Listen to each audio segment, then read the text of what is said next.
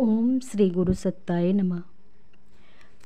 Hindi planet channel में आप सभी का स्वागत है।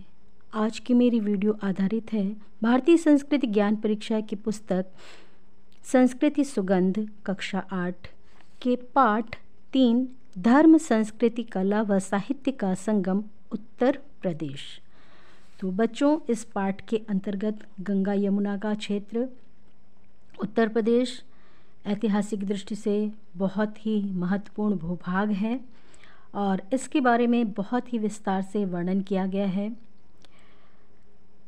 सरयू नदी के उस पार के क्षेत्र का वर्णन किया गया है। साथ साथ में यमुना नदी का जो दक्षिण क्षेत्र है वह किस लिए प्रसिद्ध है, पूरी उसकी महत्ता को इसमें दर्शाया गया है। भारतीय इतिहास में गुप्त काल को स्वर्ण युग के नाम से जाना जाता है। गुप्त काल में किस कारण स्वर्ण युग के नाम से जाना जाता है, इसका भी वर्णन किया गया है। साथ साथ में उत्तर प्रदेश राष्ट्रभक्तों की जन्मस्थली रहा है।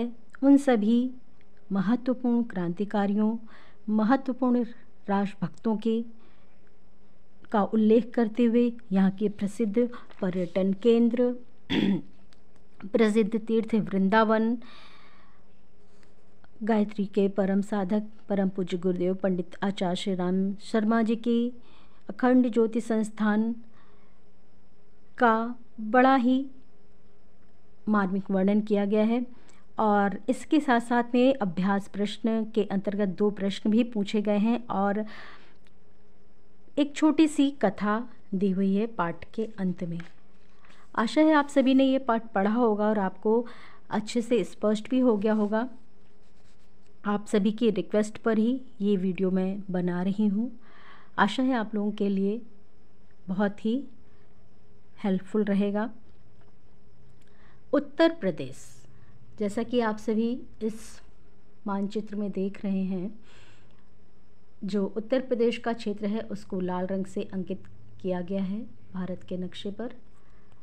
और बच्चों, हमारा उत्तर प्रदेश, इसका जो गंगा यमुना क्षेत्र है, प्राचीन नाम अंतवेदी, गंगा यमुना के तटों पर बहुत काल तक भारतीय संस्कृति का विकास होता रहा, जिसके केंद्र हस्तिनापुर, मथुरा, कन्नौज, कौशाम्बी, प्रयाग, चंद्रवंशियों की विस्तार भूमि और यहाँ का ब्रह्मावर्त जो पवित्र एवं आदर्श प्रदेश माना गया है। राजनीतिक एवं सांस्कृतिक दृष्टि से यह भारत का अत्यंत महत्वपूर्ण भाग भी रहा है।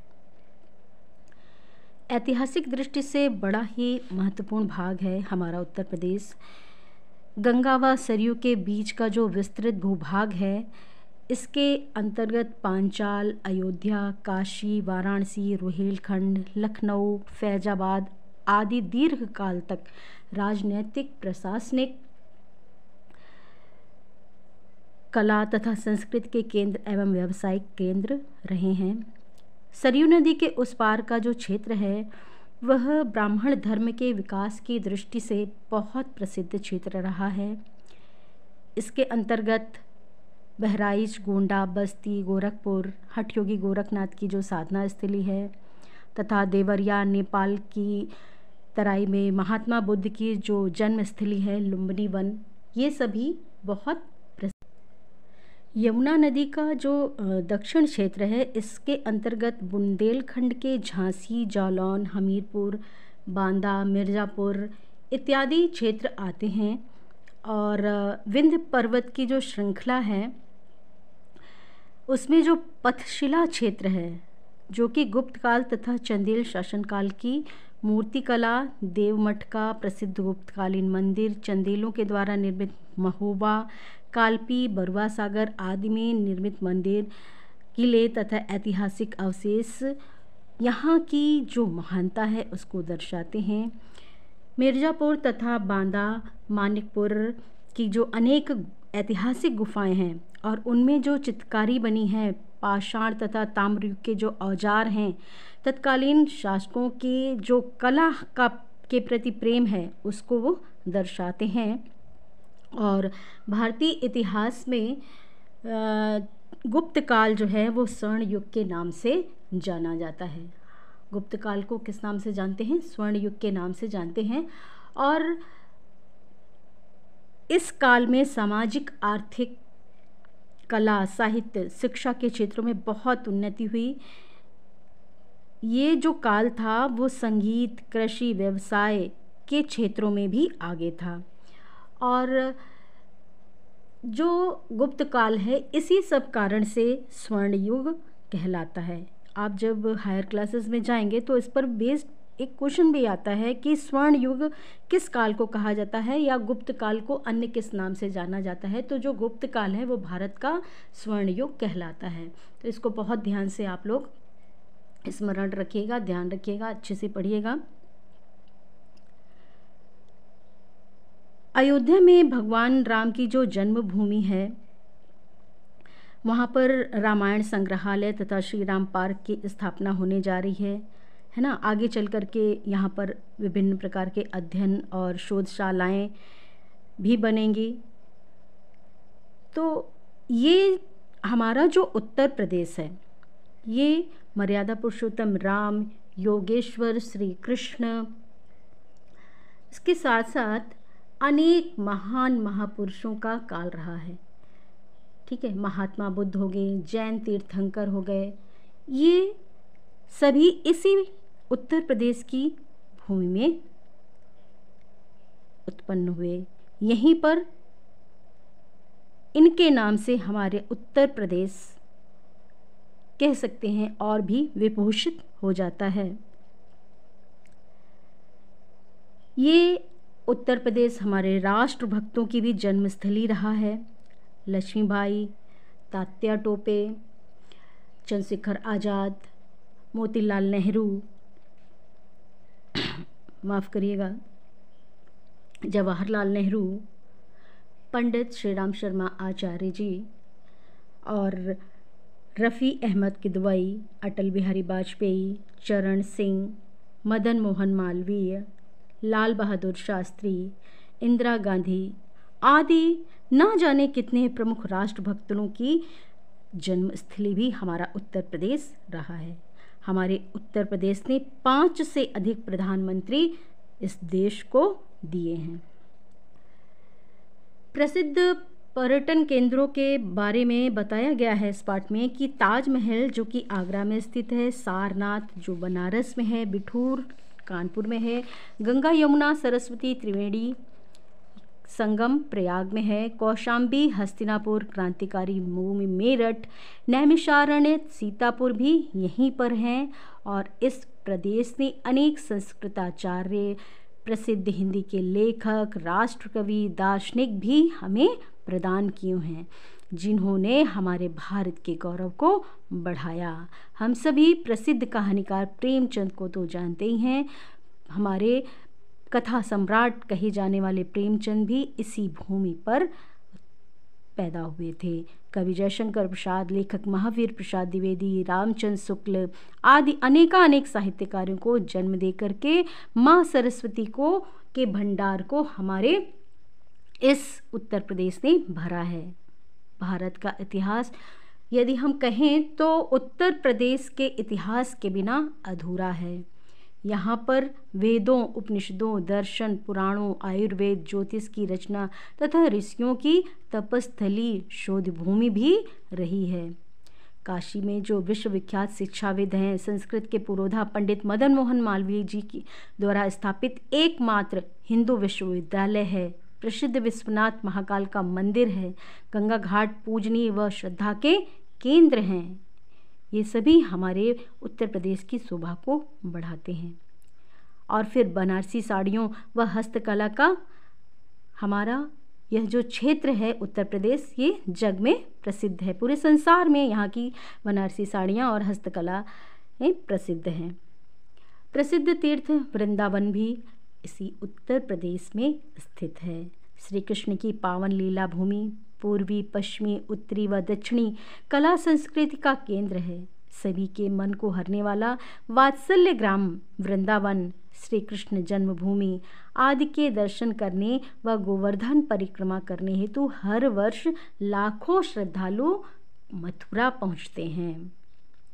और इसी मथुरा में यानी हमारे उत्तर प्रदेश में ही हमारी यह जो परीक्षा करवाई जा रही है जिस मिशन के माध्यम से उसके जो संस्थापक हैं, गायत्री के परम साधक योग ऋषि वेद मूर्ति तपोनिष्ठ पंडित श्री राम शर्मा आचार्य द्वारा गायत्री तपोभूमि एवं अखंड ज्योति संस्थान भी यहीं उत्तर प्रदेश मथुरा में स्थित हैं।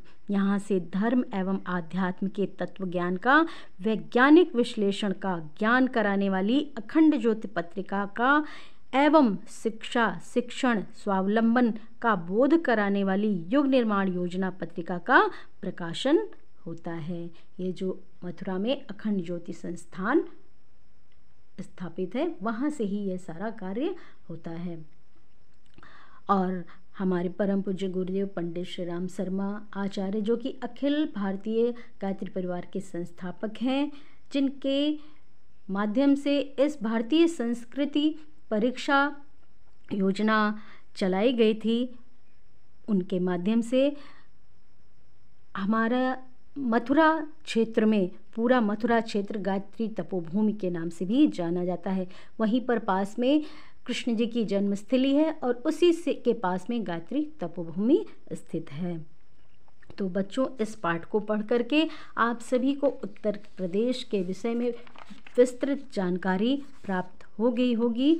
अच्छा होगा कि आप सभी प्रत्येक पंक्ति से एक प्रश्न तैयार कर लें, ताकि आप जब भी उसका रिवीजन करें या एग्ज़ाम में उससे संबंधित प्रश्नों को पढ़ें तो आपको उत्तर देने में, उत्तर लिखने में कोई भी कठिनाई या दिक्कत का सामना ना करना पड़े।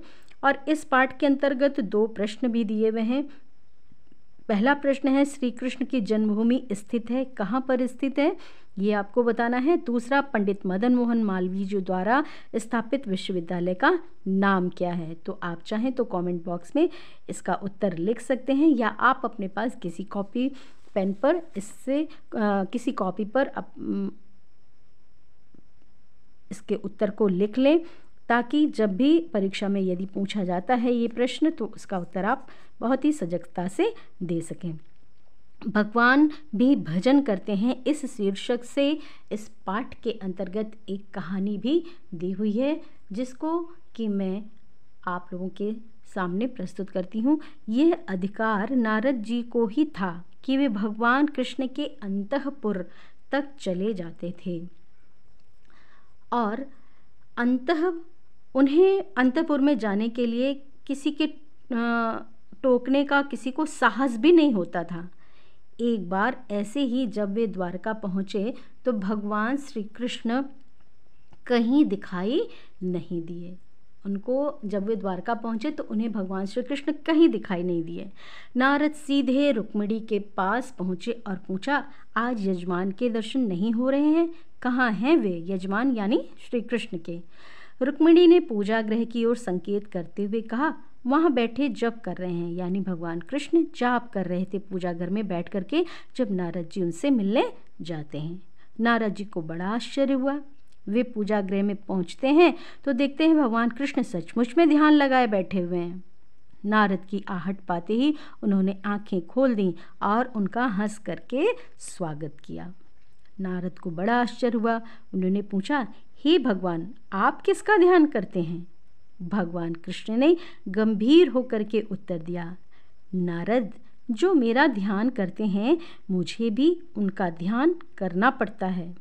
भगवान भी अपने भक्तों का भजन करते हैं, यानी यदि हम ईश्वर को याद करते हैं तो ईश्वर हमारी सुध अवश्य लेता है, वह हमारी रक्षा अवश्य करता है। हम ईश्वर को याद करते हैं यानी हम चाहे कोई भी कार्य करें वो ये ध्यान में रख करके करें कि इससे किसी का अहित तो नहीं हो रहा है, इससे किसी का बुरा तो नहीं हो रहा है ना।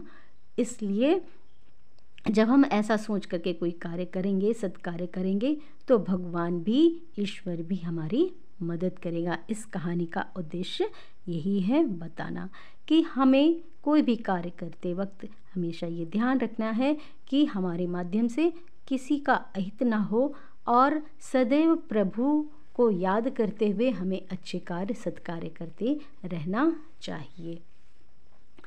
बच्चों, आप सभी को यदि इस वीडियो से संबंधित कोई विचार या सुझाव देने हैं तो कमेंट बॉक्स में अवश्य लिखें। और यदि इस पाठ से संबंधित प्रश्न उत्तर भी आप लोगों को और एक्स्ट्रा अभ्यास कार्य के लिए चाहिए तो वो भी आप कमेंट बॉक्स में अवश्य लिख दीजिएगा। आप सभी का बहुत बहुत धन्यवाद मुझे सुनने के लिए। हृदय से आभार। सभी को प्रणाम। जय गुरुदेव।